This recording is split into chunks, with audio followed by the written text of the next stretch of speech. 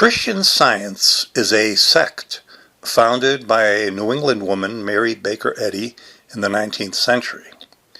Beyond basic Christian theology, its central teaching and emphasis is that reality is purely spiritual and the material world is an illusion.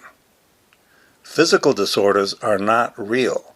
If you pray, if you understand reality correctly, illness is just an illusion. That is a powerful thought. The question is, to what extent is it true? Are the claims of Christian Science profound, cutting-edge spiritual insight? Or are their claims just childish wishful thinking? What makes Christian Science significant to me is that their thinking process is cut from the same fabric as countless modern New Age movements, in that they believe in mind over matter. Christian Science theology is quintessential mind over matter. They believe prayer and the right mindset solves problems literally.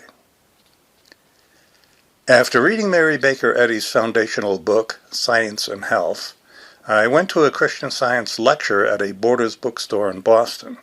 This is back in the mid-90s. When the lady finished, she asked if there were any questions. I asked about the reality of the Holocaust. Was the Holocaust just an illusion?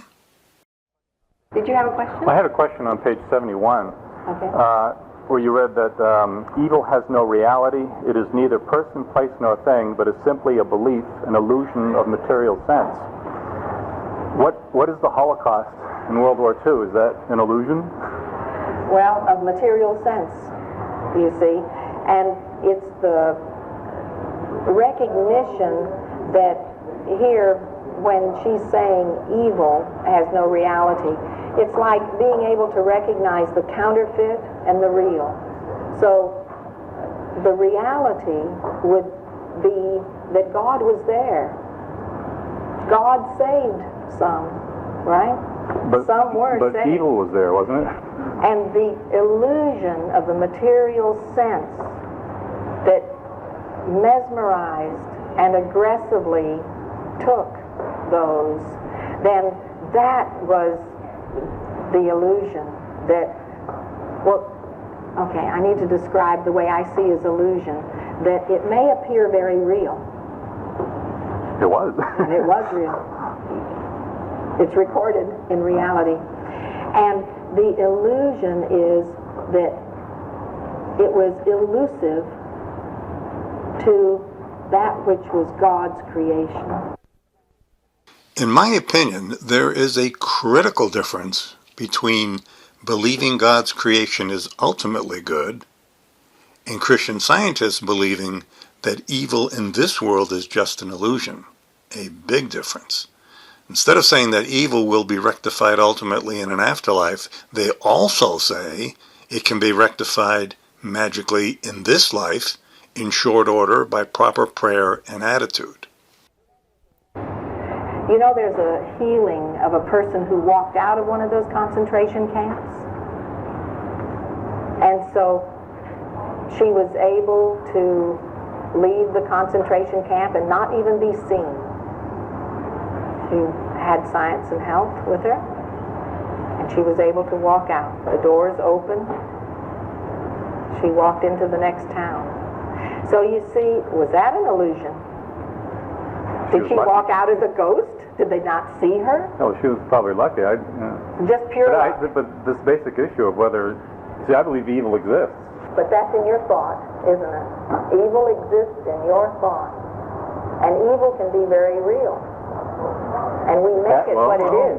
She just says it's not. Evil has no reality. You just said evil can be very real. She says evil has no reality. You make it what it is. So it can be very real to you because you make it what it is. So you make it what it is. I think there are many things in life that are, for yourself, what you make of them. But to claim there is no objective reality to evil, to suggest that the Holocaust would not have happened if the victim's spiritual insight was correct, like the one Christian Science lady who allegedly got away through her correct understanding of reality, is unmitigated horse manure, and an insult to the millions who died in the Holocaust. I talked with an audience member afterwards, the only person there besides me who had a critical view of all this.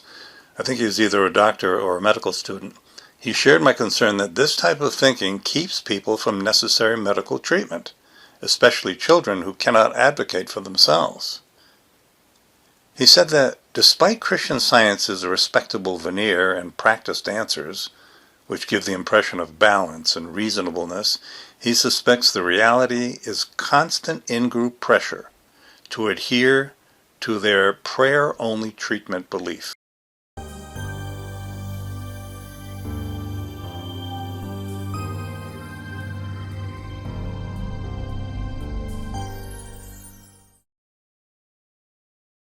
Here's an excerpt from another Christian Science lecture in Lawrence, Massachusetts.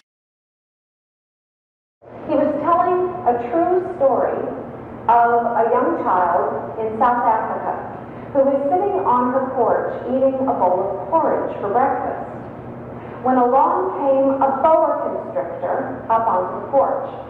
It began to coil itself around the child. As its head came up to where the child's bowl was, it dipped its face in the cereal. You know what the child did? She took her spoon, whacked him on the head, and said, "Naughty, naughty, wait your turn." She then took a bite of her cereal, spooned up a little more, and held it out for the snake, who licked some off of the spoon. And the two of them took turns eating this bowl of porridge. Now this was a true story. This was something that was witnessed by the child's nurse from inside the house. After the child and the snake had finished the bowl of cereal, the snake, seeing that there was no more food for him, uncoiled himself from the child and slithered off of the porch. The child was perfectly safe. You see, it was that child's innocence. It was her natural love and her pure affection. As the child of God, this gave her authority. In fact, it allowed her to distinguish between the aggressive qualities of a boa constrictor and rather companion with a sweet friend, a breakfast companion that morning in that snake. It gave her dominion over people. She wasn't victimized by the aggressive attributes of a boa constrictor. Of course, we know the story is true because she said it was. If such an incident actually did occur, the child was probably unharmed because the snake was too small, not because of the child's innocence. I'm no snake expert, but I'm pretty sure snakes do not use their tongues to lick food to ingest it, as she described. They swallow things whole. And all snakes are carnivores, yet this woman describes a snake enjoying breakfast porridge.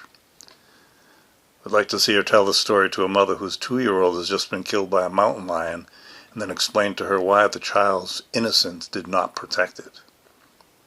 She went on to tell what to me is the prototypical Christian Science story. Her child falls at school, appears to be hurt, is prayed for, and then suddenly she's fine. This is interpreted as a wonderful spiritual healing, instead of the simple truth that the kid was probably not hurt that badly in the first place. She also told a legitimate story of an angry person healed of her sour attitude because others treated her with kindness. That was fine, no complaints there. After the lecture, I asked her what does she do if a child's leg is clearly broken. It's funny, I had a neighbor who is also not a student of Christian Science ask me, what would you do if your child's leg was dislocated? And she was asking me what I would do. Well, that was something I had experience with, because through prayer, within about 45 minutes after my daughter had dislocated her leg, she was just laying on the sofa, and I was giving her Christian Science treatment through prayer. She heard a pop, and the whole thing popped back into position without the necessity for that, for that human adjustment, for hands to have been put on. She basically just ignored the reality of clearly broken legs needing medical treatment. and referred back to her own particular experience with her daughter and her alleged dislocated leg. That's what they do. They focus on positive healing experiences and simply ignore negative ones as if they don't exist. Classic confirmation bias. As people started to mill about the room talking, the background noise became too loud for recording. But at one point, a gentleman, overhearing our conversation, came over and said, "Be completely assured that Christian Scientists take care of their children. And the main thing is the children are going to be healed." I said, "But the children don't get healed. How can you say that?" And he said, "They do." And I said, "No, they don't." And he just stood there for several seconds with kind of an empty grin on his face, not knowing what to say next, and then just moved on. It's very disturbing to see people living in such a dangerous fantasy world. I will admit, though, I did have a strong sense of satisfaction in reducing that guy to an empty grin. I went to a well-attended Christian Science lecture at my hometown library in Andover, Massachusetts. It was an afternoon of flawed logic and impressive-sounding double talk. So for Jesus, faith indeed meant confident, unwavering reliance on God's unfailing love for all of humanity. And in fact, he tells the woman when she's been healed, "You are now well because of your faith. May God give you peace. You will no longer be in pain. You are healed." Flawed logic. Jesus healed people, therefore God will heal us if we have enough faith. That's not true. That is not reality. The Amplified Bible puts it in part this way. It says, "Now faith is the assurance. It's the confirmation of the things we hope for, the proof of things we do not see." Classic double talk. He literally says, faith is proof. But that is not so. Faith is faith. It's not proof. For example, a person's faith in the reality of Santa Claus is not proof or evidence. It's only evidence of that person's belief, not the truth of his belief. He related how his own 2-year-old daughter had developed a very high fever, but the power of prayer alone lifted her out of a very serious illness. But this time it seemed we just could not stop focusing on the symptoms. And what we were seeing was making us really afraid. And so we decided to call a Christian Science practitioner to pray with us. She spoke with us, prayed for our daughter. But we just weren't seeing any change. And we were still afraid. Because what we needed to do right at that point was to make an immediate decision for the good, for the health of our little girl. Either to turn her over wholeheartedly to God, or to take her to the hospital emergency room. We knew we had a choice. His wife had opened the Bible and read Psalm 91, verses 9 to 10, where it says, "Because thou hast made the Lord, which is my refuge, thy habitation, there shall no evil befall thee." At that point, he says they knew for sure they should choose prayer over taking her to the hospital. Well, within an hour or two, she sat up. She ate and drank a little, and then the fever broke quickly, completely. In fact, by that very same evening, she was alert, she was active, happy, ate a normal, wonderful dinner, slept soundly through the night, and when she got up the next morning, it was so evident she wasn't just better. She was completely well. Afterwards, I talked to a few of the people there. Most of them, about 50 or 60 total, were in fact Christian Scientists. I said to one lady, "Overall, I think what he is teaching is nonsense." She was surprised, saying, "Oh, really?" I said, "Not taking a child to a hospital when the child is seriously sick is a very dangerous teaching." She said, "Well, you should talk to him," the lecture guy, "because he'll have a different perspective." I responded, "There is no different perspective. That's an objective fact. It's dangerous. I waited till most of the people had left and the crowd noise had died down, and walked up to the lecturer. He reached out his hand to welcome me, but I said, I can't shake your hand because I think you're teaching something very wrong. Yeah, I mean, you're saying basically if you have a child that's sick, you should pray rather than take the child to the hospital. What I said in the lecture was we knew we had a choice. And Right. we were absolutely willing to take her to the hospital emergency room had our prayers not been effective. Had they not been effective, if she had gotten worse? Yeah, I mean, she was at the point right there. That's really very dangerous. Well, but we knew that this could not go on. This could not continue any further. And in fact, I had, and I mean, it would take too long to put all the details in, but I had the car keys in my hand. And she responded. I mean, how would you feel if she died? She responded. We weren't going to let that happen. If you saw she got even more worse, then you were going to do it. If there were no change, if there had not been any improvement, quickly, and that's what I said in the talk. Well, then that would We had to disprove make what you're an teaching. immediate change. You know, if there had not been. But then what you believe wouldn't be true then, if you took her to the hospital. That would mean that what we were able to demonstrate of what we knew, that there was more that we needed to learn and to do. So if you learned more, if you were a better Christian Scientist, then it would have worked? Because let me give you an analogy. I know how to fold and fly a paper airplane across a room. I don't know how to build a Boeing 747 and fly it. But I do know that the same laws of aerodynamics that send the paper airplane across the room, they send the 747 across the ocean. And so I trust the law. I know that the law works. And my goal, my effort each day is to know more and to be able to do a better job of it. Noting that he wore glasses despite speaking of our, quote, perfectly healthy bodies as a great reality, I said, So if you do a better job, then you don't need to wear glasses. You're right. You're right. And if Jesus said you can move a mountain with faith, you can move that chair with faith. You could. Yeah. Go ahead, I'd like to see you do that. Not ready to do it. You never will. I think I'm- what you're teaching is horrible, just horrible. Well, we don't always approach our spiritual journey on the same path, but I respect your spiritual journey, and I would ask that you respect it. I don't respect it because it's so wrong, it's so evil. It's evil. Then we will just have to agree to disagree. That's right. the laws of aerodynamics may work on both a small scale and a large scale, but the laws of health are not established by analogy. They are established by evidence. And fervent prayer has not kept millions of people from dying of diseases. Prayer does not make germs disappear. I approached my study of Christian Science with an openable mind, willing to change my mind if I were presented with compelling logic or evidence.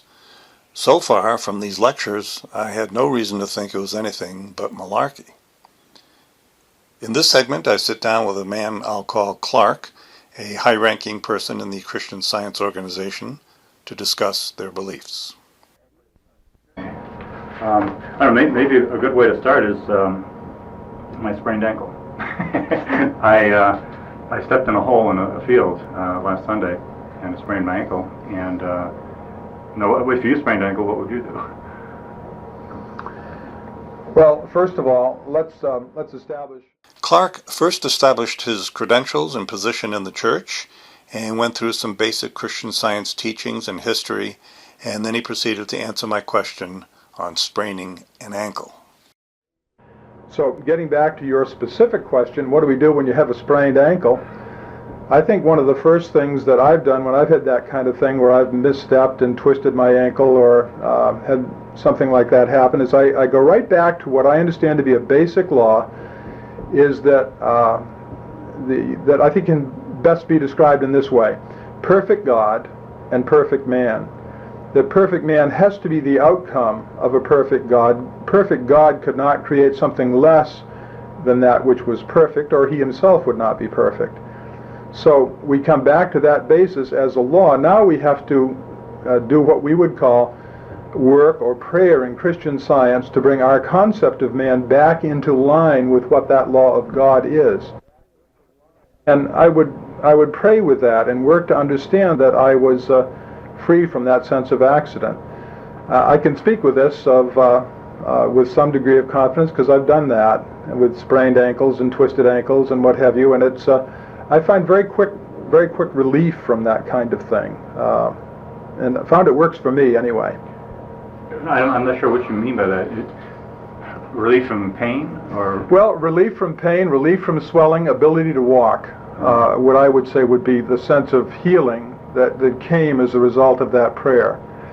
There are times when it has come within just a matter of a few minutes, and sometimes it's taken maybe a day or so for that to go away. But in almost every case I can think of, I have been uplifted and healed through that kind of prayer and that kind of understanding of God and my relationship to Him.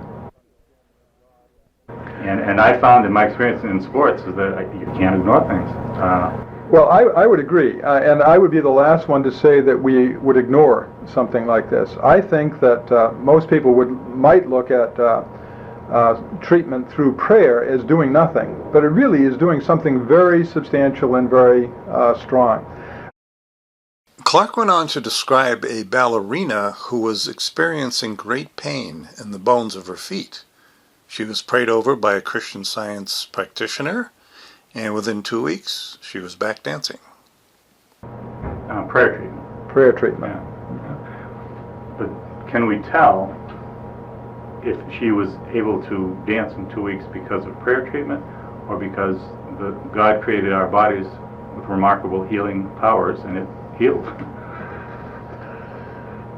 Well, no, I mean, I don't know how you answer that question other than the fact that the consistent application of treatment through spiritual means alone has shown again and again and again that it is an effective means of bringing a relief from pain and suffering and bringing a full release from the problems of sprain or accident or illness or whatever they might be. That this really is a remarkable healing system that is really not well understood, or perhaps not even by ourselves as much as we should be understanding it. In my opinion, the body's ability to heal, usually, is indeed remarkable. But I think the dynamic going on with Christian Scientists is that they are deliberately confusing correlation with causation. In other words, they pray when they get hurt, they heal, and they attribute their healing to prayer, when in fact their bodies are simply healing naturally. It's just that the timing of the healing usually correlates nicely with their praying. And when something doesn't heal, or the timing is way off, they blame themselves for lacking the proper faith. Or they just forget about it. You see what I mean by their mindset being similar to New Age people? They love believing what they believe. So they deliberately ignore any disconfirming evidence and only focus on the apparently confirming evidence. Spiritual treatment only. We found when you try and blend the two, that you're very often trying to depend on one. It's a little bit like saying I'm going to go for a boat ride, and you walk down the dock, you put one foot into the boat and leave the other foot up on the dock, say, okay, let her rip. And you know where you're going to end up. You're going to end up in the lake. And so we think that you need to step either from the dock into the boat or stay on the dock and not try and carry it both ways. So if you were the one that sprained the ankle, rather than put ice on it, you would pray? Oh, sure. That's exactly what I And you would avoid the ice. You wouldn't. Well, I mean, I certainly would begin with that. I wouldn't. You turn to the material means. I would begin with that spiritual means right off quickly. And I find that the faster I do that, the more quickly I get the results that I'm looking for. And I can't tell you that I've never had a situation when I haven't used an ice pack, because there are times when I have. But, that's about the extent of what I've gone to is seeking any kind of material comfort. Will prayer save the sick always? So one of the basic beliefs you have is that the prayer of faith shall save the sick. That's from James 5:15. I don't understand a statement like that, because people do die, and people die of illness. So, and I'm sure people prayed for them, and yet they died. So I don't get it. I certainly have seen many times during the time that I've been a Christian Scientist now, which has been about 40 years, I have seen the prayer of faith save the sick. I have seen a sense of ease, a sense of... But the real issue, though, is all the time. I mean, does it happen all the time? Because this statement seems kind of categorical. Mm-hmm. It's a very straightforward, simple, what's the word I'm looking for? Unequivocal, perhaps. Yeah, unequivocal, yeah. Yeah. Right. Well, you know, the thing of it is, I'm not sure I've got a good answer for you. I don't think I would try and answer that with a pat answer, because I think each one of us finds that in our own life. Healing will come. Now, sometimes we're tempted to look at it and say, but there wasn't healing, there wasn't that kind of thing. Well, then I'm not so sure that our perception of what healing is all about and salvation is all about is as accurate, perhaps, as what James was talking about. In other words, if the healing did not take place, the fault is in our lack of understanding, not that the principle is wrong. I, of course, think the principle is wrong. It's not mind over matter, and Clark's experience.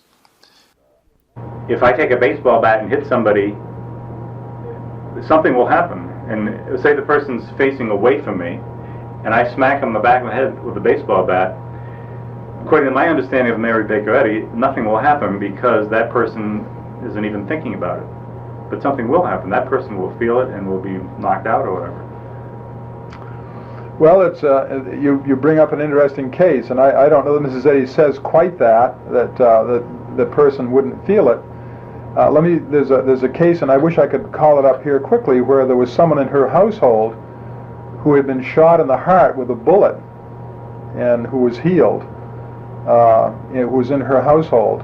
She didn't say that these things don't happen to saints. She was saying that there is a higher way of overcoming the effects of that than just saying, let's rush into the hospital, let's have an operation, let's release the cranial pressure, whatever it might be, for someone who got hit on the head with a baseball bat. That by turning immediately to that higher sense of law, you negate all this material sense testimony and pass it back to its original condition, which is really nothingness. And this is a hard concept to deal with, and I've struggled with this for a long time, and I still do. One very specific, I can, all these incidences come back to me regarding sports. I used to play soccer, and our goalie dove on the ball and he got kicked in the side. He got up to kick the ball. I mean, it must have hurt when he got kicked in the side. He got up and kicked the ball, and right after he kicked the ball, he just went right down because he had ruptured his kidney or something, and so he had to go to the hospital. But if he was going to ignore it. He was tough. He was going to ignore it, but he couldn't. But you see, that isn't what spiritual healing is about. It is not a case of mind over matter. It is not a case of humanly saying, I'm going to tough this out. It really is a case of self-surrender to God and to His divine law, which governs. And it's beyond that. Now, medically, I can't prove what happened to me, but I had a case when I was just beginning to understand something about Christian Science, and this happened a good many years ago. I was brought up in a medical household. My father was a physician. And so I became a Christian Scientist when my first wife, who was a Christian Scientist, and I were working on a farm up in Kensington, New Hampshire.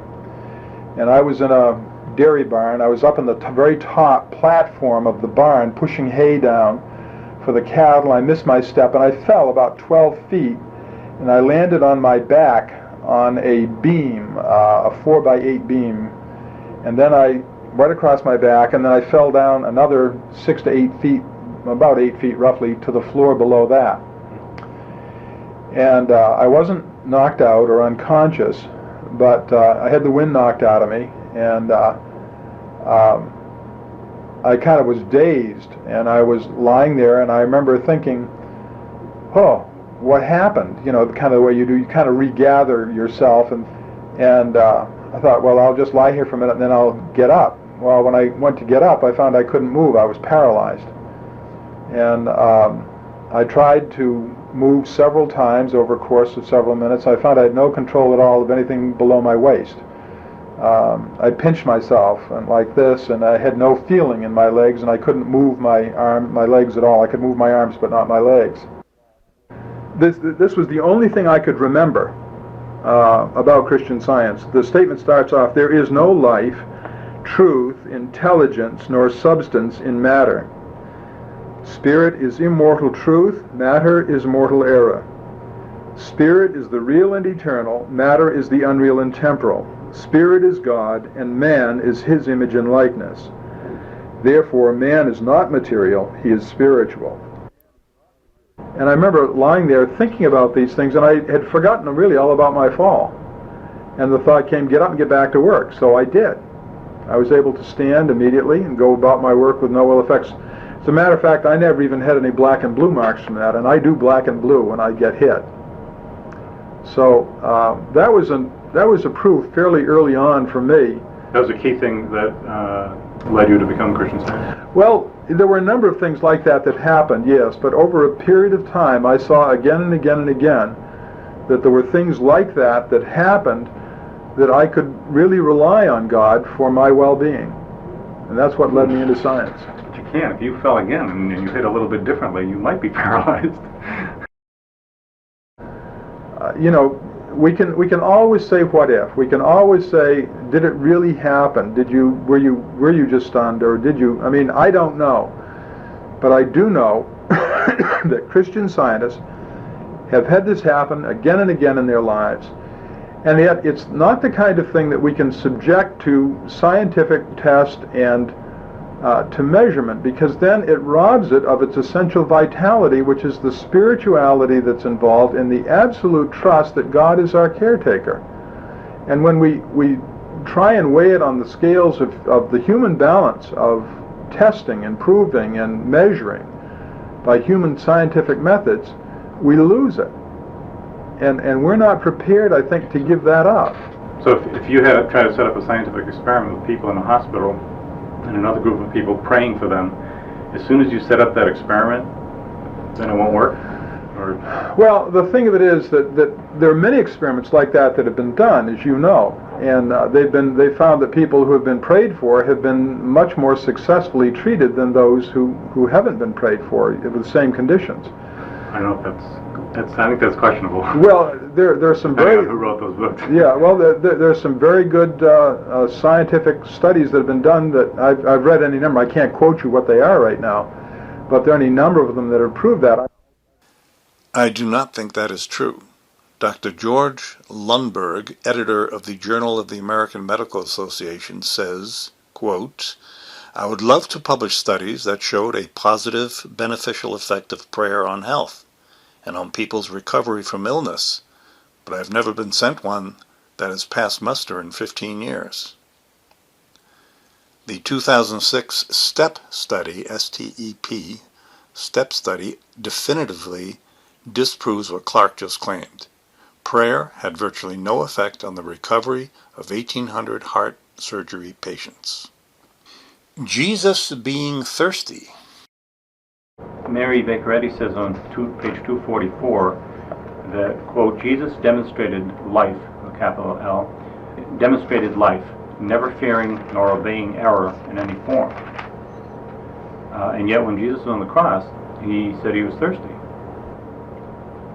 So isn't he there accepting the fact that the world is both material and spiritual, not just spiritual? Well, let's go back and talk about a difference here, a little bit of a difference. You know, the suffering that Jesus underwent when he was on the cross was not easy for him. He did not He did not get up there and this was just normal everyday run of the stuff. He suffered. He was in pain. You don't have nails and spikes driven through your hand and your feet and mount on a cross and hang all your weight on them and not have it hurt. Well, then maybe matter is real. But you see, the thing with it was, Jesus didn't ignore that, and it comes back again to the sense of salvation and the sense of redemption and the sense of the prayer of the faith shall save the sick. I don't think he feared it. I don't think he was obeying error. He wasn't giving himself there. He said, can you give me a drink of water? What does that have to do about fearing error or obeying it? Well, I don't see that. Being thirsty is obeying your material sense. Oh. And it's true, if you want to say that absolutely we should be able to rule these things out, then you would be right. But I think that there's a path of progress here that we have to go along, and that, you know, Mrs. Eddy says that we shouldn't stop eating and drinking before we're ready for that point. Right, and so that the implication is very clear and definite that if we get advanced enough, then we don't need to eat or drink, right? Here, later. I think Clark is suggesting if our spiritual knowledge were advanced enough sometime later, we'd know that thirst is just an illusion. But the point here is that Jesus, as God, was in principle there already, if anybody was. Yet he is giving in to the alleged illusion of thirst, which means that by Jesus' own standards, it was not an illusion, it was real. But in theory, you could understand it well enough not to eat or need to eat or drink. Yeah, I suppose so. You can tell looking at me, I haven't gotten there yet. That was the end of our first meeting. Here's our second meeting. Is the physical world not real? When I was 10 or 11, my friends and I were playing blind man's bluff. You know that game? Mm-hmm. You have to blindfold somebody and they have to find you. And there was a little 6-year-old kid who wanted to play. And okay. And he was very rambunctious and had no fear. And when it was his turn to be blindfolded, he had no fear about where he was going. He wasn't cautious like the rest of us. And there were several poles in this big cellar. And sure enough, he ran smack into one. And as soon as he did, then suddenly he learned to be careful. And he was very, very careful about moving every inch from that point on. Doesn't that show that the physical world is real? And it's not just in your mind, because in his mind he had no problem. Mm-hmm. And boom, reality hit him. So my contention is that the spiritual world is the ultimately most real world, but the physical world, as long as we're living in this life, is very real. This is the kind of a discussion point that is really difficult to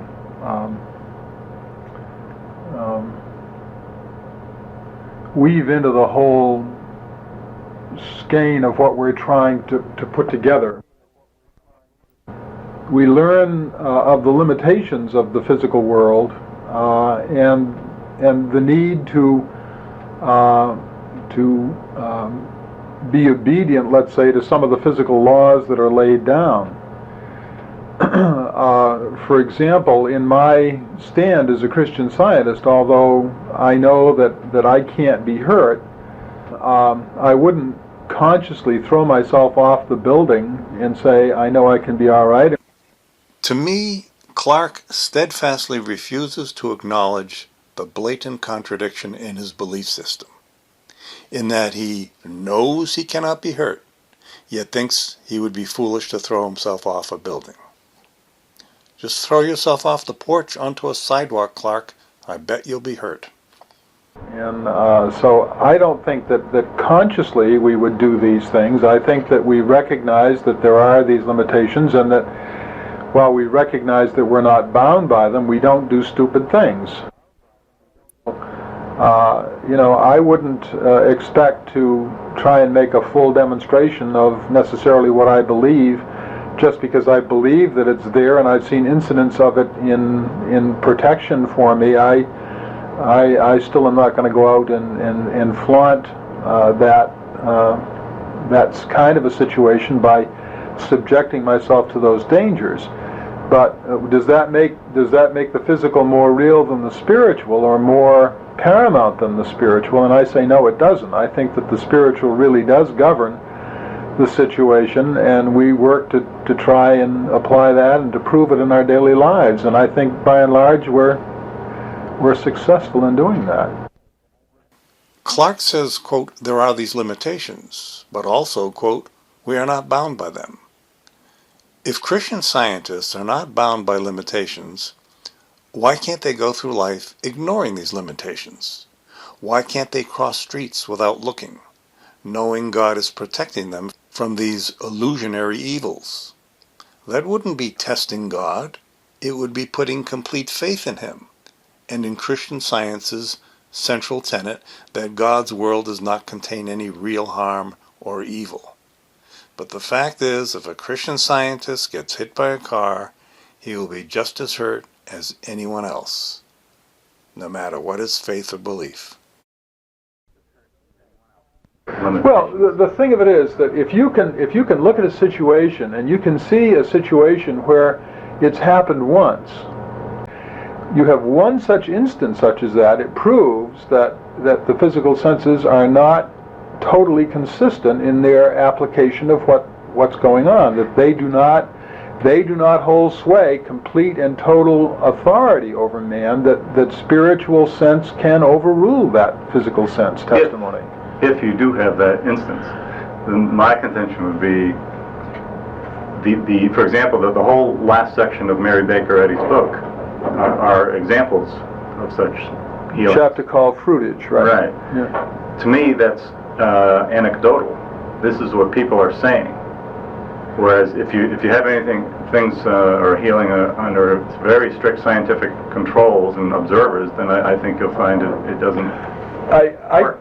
I can't help but be amused, though, by people who say it's only anecdotal, or it's you don't have strict scientific controls, because it's like the person who says, well, we're going to play a game, and we're going to play it my way, and these are my rules, and this is what I'm going to do, and I don't believe in your side anyway, but you're going to play it by the way that I say, which weights it in my favor. And, these so-called anecdotal experiences that have taken place, have taken place. I mean, they've happened within the lives of people. There wasn't a battery of scientists standing there to measure and with electrodes and observations and changes in the barometric atmosphere to determine why these things happen. But there can be very little doubt that these so-called anecdotal experiences are real and have happened and have taken place. You say that. Oh, that's like an assertion. Well, the thing of it is that I say that out of something that goes beyond the human realm of science, because human realm of science can't explain it. But in your own life, when you see something like this, that these things do happen, and that there are things like that human sciences can't explain. I think it is outrageous for Clark to suggest that insisting on scientific controls is unfair and self-serving. Scientific controls eliminate biased interpretations. Those are not my rules of the game. Those are the proper rules of the game. His rules of the game, accepting anecdotal assertions, invite biased interpretations. In my life experience, I find human beings are supremely prone to believing what they want to believe. That's why you and I will differ here on this point, and with all due respect for one another, I hope, understand that spirituality is indeed the omnipresent, omniscient force, and it does overcome the senses of physical sense testimony. So that hasn't been my experience. involved with sports, every time I've tried to put mind over matter. Yeah, but you see, it's not that. It's not mind over matter, and it's something I really can't stress strongly enough. It's not a case of saying, I believe, I will overcome. It is really a total submission of one's own will to that of the divine will. The point here is this, that really, whether or not you believe this and you want to be able to measure this scientifically and you want us to be part of that is really not very important to those people who are involved in the aspect of utilizing this spiritual power, because that what you think and your concerns about that are not really the primary point for the person who is studying this branch of metaphysics. And to attempt to say that you're going to stop everything, call in people to do the human experiment, to make the human measurements, really is like standing in front of a freight train. You don't want to do that when you have something that's going along the lines of a spiritual demonstration. The outcome of that spiritual demonstration really is dependent upon being within that spiritual demonstration. And if we're trying to blend these two very different views of God and man and his relationship, we become stymied. We come to a stop and say, now which one is going to have control? Which one is going to hold sway here? And we're not going to get into that. That's the base, that's the rationale for why we do not mix spiritual healing and medical treatment within the same context, the same framework, because you'd be working from two very different perspectives that are not really compatible. In my opinion, what Clark just said was, we believe in our ideology and we're not going to let reality interfere with our fond illusions. The Twitchell case. Just, what if somebody does die? I know there's the famous Twitchell case. Mm-hmm. That was Christian Science, right? Mm-hmm. I forget the details, but one of their kid died. They depended on spiritual healing, and it didn't work. So what do you conclude from that? Well, that, of course, was a tragic case. I think any time that you have the loss of a child, under any circumstances, no matter what they are, is absolutely tragic. Tragic, yes, but it happened as a direct result of erroneous Christian Science beliefs. That's the point. We all grieve when a case like that happens, and we go deep into our own patterns of how we treat things and how we work with things, and we strive to become pure and to be more faithful in our practice of what we believe. These were parents who cared greatly. It wasn't a case of them making a conscious decision to say, well, we're going to stick with spiritual healing no matter what, and if the child dies, that's too bad, because I don't know any Christian Science parent I've ever met who would ever make any kind of a decision like that. Clark described earlier how a Christian Scientist must not stand with one foot on the dock and the other in the boat, that he must put his full faith into the spiritual method of healing. And he just finished explaining the rationale for not mixing spiritual treatment with medical treatment. The outcome of spiritual treatment is dependent upon being within that spiritual demonstration. Is dependent upon being within that spiritual demonstration. Now he is saying he doesn't know any Christian Scientist who would be so unreasonable as to do that, to stick with only the spiritual treatment. He is utterly contradicting himself. So, the medical authorities would like to have you believe that they catch all these things. In truth, I think they say they catch about 84% proper diagnosis of this. So, there's no guarantee that the medical diagnosis would have caught this either. As I said, these are tragic things, and but if it's 84%, yeah, but you see, the parents didn't know what this was. I mean, The Twitchell case is a clear refutation of Christian Science, one of the few times they got caught publicly.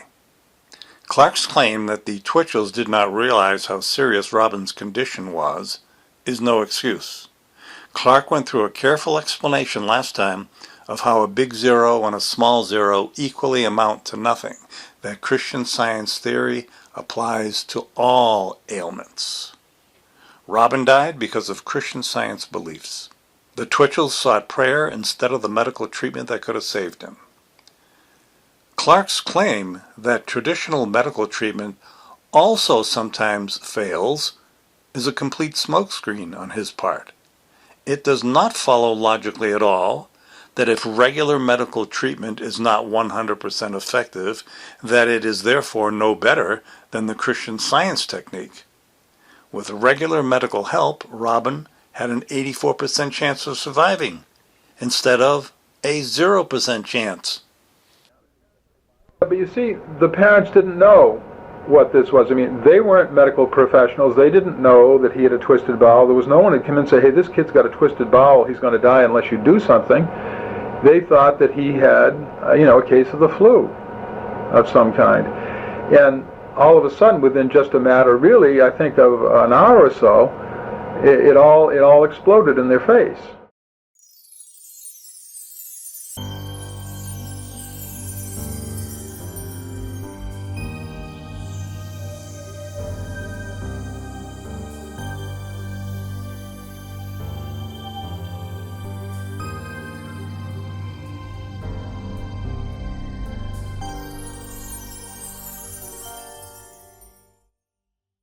You were telling me last week that a small zero and a big zero is the same thing. Well, that's true, but when I'm speaking to you about something like that, I'm talking to you about the difference of what spiritual reality is, and that how we handle these kinds of things from the standpoint of understanding their unreality. Are we always successful? No, we're not always successful. Are we reasonably successful? I say that we are, and I think that the people who follow the system certainly believe that we are, or they wouldn't do it. It's in their own self-interest to follow the system which is the most effective means. I've certainly seen the experience of the medical profession. I understand it. I honor it. I think that they do a great work, but it's not the system I would choose for myself. You couldn't perpetuate a system that was based on the lie or based upon assumption or good thinking or good hoping and make it last for 125 years. It wouldn't happen. I don't know. I think there's some bad religions out there that have lasted thousands of years. Yeah, but from the standpoint of what's being testified here to as to this kind of thing, I don't think so. But we may differ on that. And there's nothing that anyone can say to anyone else that will say, hey, these things are true, these things are real, that will make them believe that they're real, unless they are submitting themselves really and really submitting themselves to the divine will. And it's just such a deep and beautiful thing when that happens to one that it's really tough to try and explain it to someone else. It's why I think when we started I told you I didn't know how successful we'd be in an hour or even 2 hours of trying to record. I think Christian Science has a built-in automatic out. If you're not healed, then you are not advanced enough in your understanding. To me, that is not a great spiritual insight, but simply a self-deceiving mental trick in order to maintain a comforting delusion. I think I understand the appeal of religious experience, the spiritual uplift, the transcendent sense of well-being that comes with a seemingly direct exchange with God. That's something worth exploring, but in my opinion, the Christian Science healing by prayer version of this is a delusion of the first magnitude. When my body heals, I thank God that He made the world to include this marvelous tendency. But I do not delude myself into thinking my prayer directly caused the healing, or that healing is assured, or that injury and disease are not real. The problem of evil. Big problem with the problem of evil. I think evil exists and it's real. She says on page 71, evil has no reality. It is neither person, place, nor thing, but is simply a belief, an illusion of material sense. And if I were a Jew in 1944 at Auschwitz, and somebody said this to me, and I just saw my family murdered, or thrown into the oven or whatever, I would look at Mary Baker Eddy and ask her, what are you talking about? There's no evil. Here's all the evil you could imagine. Believe me, it is now, we've been at this for 50 minutes, and there's no way in the next 5 minutes, 10 minutes, or an hour that I could ever begin to satisfactorily answer your question. But basically, I think that I would answer it in this way. I would go back to the account of creation, which we read of in the first chapter of Genesis and the first few verses of the second chapter, and we see that there is no hint, there is no element of evil anywhere within the creation that God made. And that we don't see the beginnings of evil until we come into the Adam and Eve story in the account of the serpent.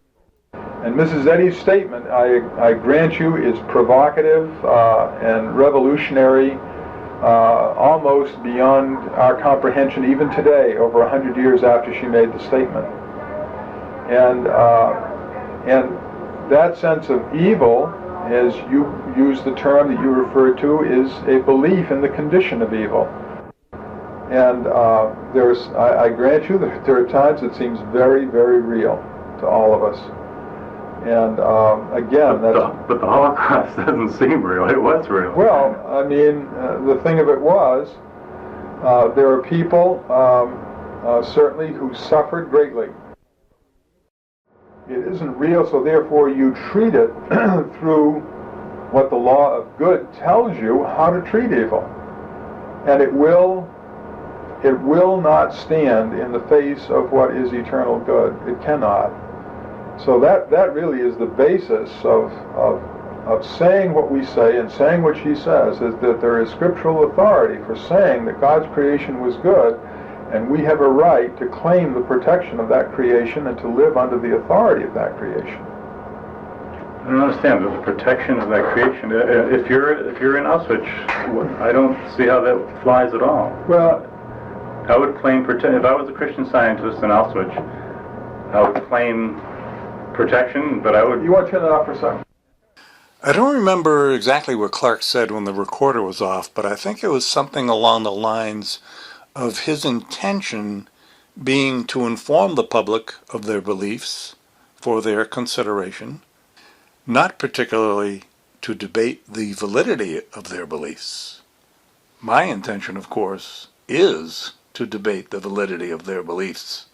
My pushing back against their BS is not part of their narrative of how things should go. Okay. Like all the other religions I've looked at, I don't agree.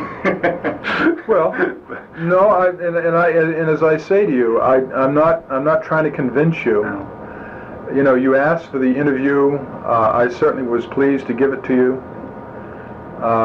Please understand, I'm speaking out of my own conviction, my own understanding, and I'm presenting to you the truth as I best understand it. I think Christian Scientists strive to perceive the ideal as the greatest reality. And in some sense, I agree that the ideal is ultimately the greatest reality. But here on Earth, where we are now, the ideal does not hold sway over the physical world in the manner Christian Scientists would like to think it does.